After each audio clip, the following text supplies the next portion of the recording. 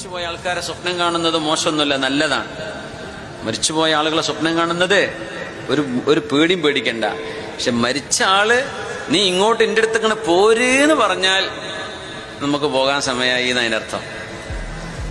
അത് ആരോടും പറയാൻ നിൽക്കണ്ട. അങ്ങനെ സ്വപ്നം കണ്ടാൽ മിണ്ടാതെ ഇടതു ഭാഗത്തേക്ക് 3 തുപ്പലും തുപ്പി വേഗം ഇടപാടൊക്കെ തീർത്ത് റെഡിയാക്കി നിന്നേക്ക. ഇങ്ങോട്ട് പോര് മോനെ മോളെ നീ എൻ്റെ അടുത്ത് പോരേന്ന് പറഞ്ഞ് എന്നാ വരാന്നും മറുപടി പറഞ്ഞാൽ കേട്ടോ. ഒരു ചോദിച്ചിട്ടുള്ളൂ, അപ്പോഴേക്കും നിങ്ങൾ ഒന്നും മറുപടി ഒന്നും പറഞ്ഞിട്ടില്ല, കഴിച്ചിലായി പോയി.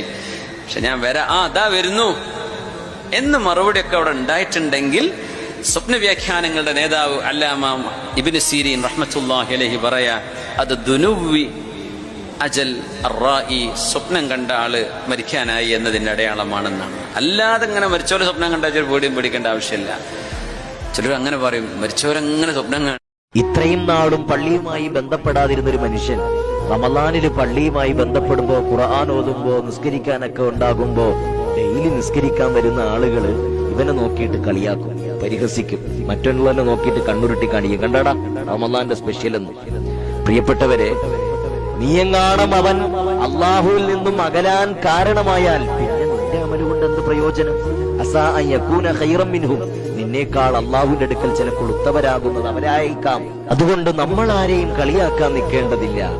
അവൻ ചെയ്യുന്ന നന്മകൾ കൊണ്ട് ഒരുപക്ഷെ നമ്മളെക്കാൾ അവൻ മുൻപന്തിയിലെത്തിയേക്കാം. അതുകൊണ്ട് ചിന്തിക്കുക.